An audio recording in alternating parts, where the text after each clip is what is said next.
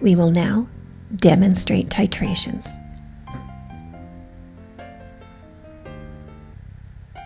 We will demonstrate the acid-base titrations.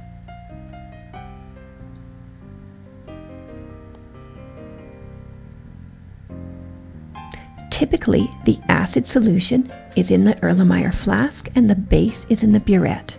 The indicator is added to the flask.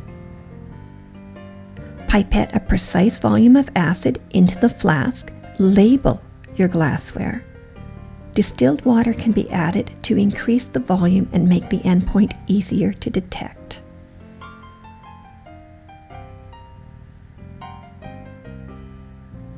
We'll now demonstrate the technique.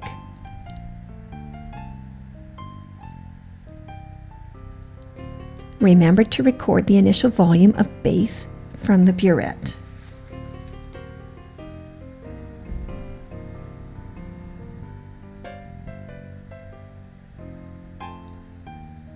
Add indicator phenolphthalein to the acid solution or the analyte. The solution will remain clear.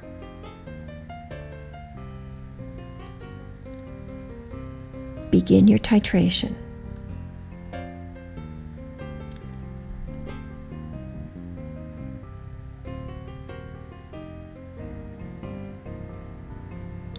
Swirl with your dominant hand and adjust the stopcock on the burette with your non-dominant hand. Hold the flask at the neck to avoid hitting the tip of the burette when you swirl the flask.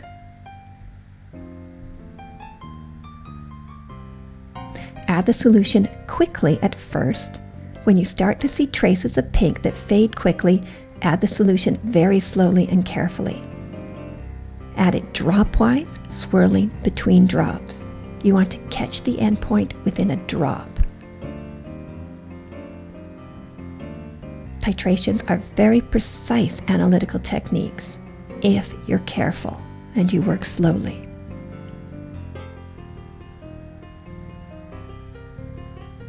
Wash down the sides of the flask with distilled water to ensure all the titrant reacts with the analyte. And here we're going drop by drop.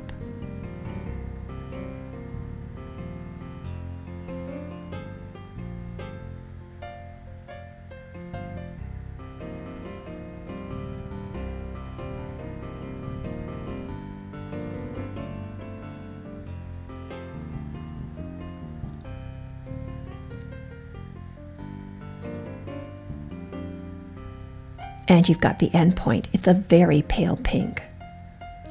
Titrate to a pale fuchsia or pink endpoint, extremely light.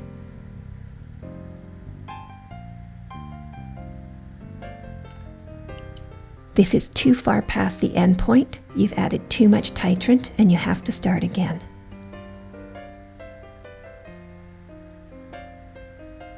Remember to record the titrant volume after the titration is complete.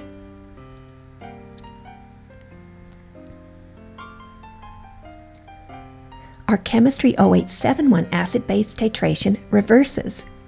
The base is in the flask and the acid solution is in the burette. It's easier to see that you have added the indicator. Pipette precise amount of base into the flask and add the indicator. We're going to demonstrate this using a magnetic stir bar.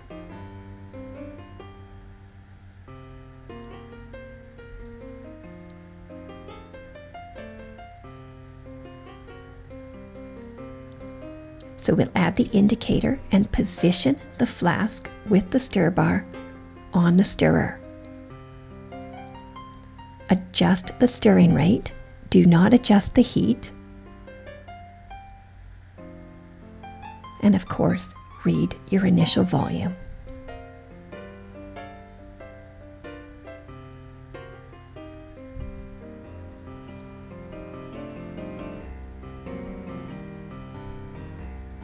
Add titrant carefully until the pink fades to colorless.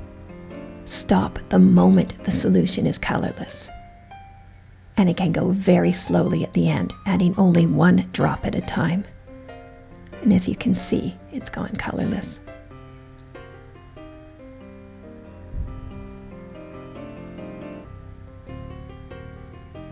record the final volume on the burette. Do add the magnetic stir bar and position the flask on the stirrer.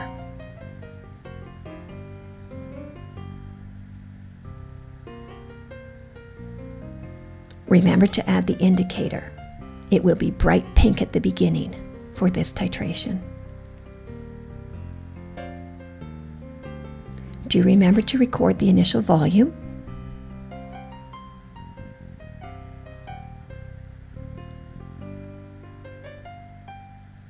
Titrate carefully until the solution turns colorless.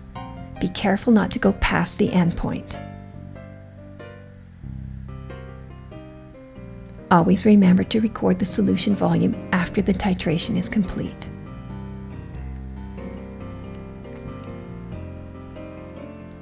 In part 4, we will talk about reading the burette.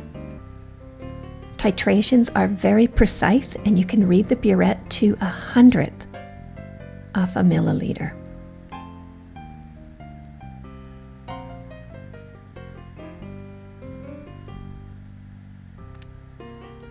Hold a piece of paper behind the burette to assist in reading the values. Having a black line on the paper highlights the meniscus, which is the curve on the upper surface of the liquid caused by the surface tension. Read from the bottom of the meniscus.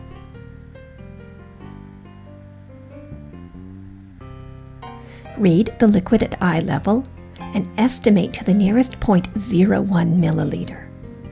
The initial volume in this titration is 0.20 milliliters.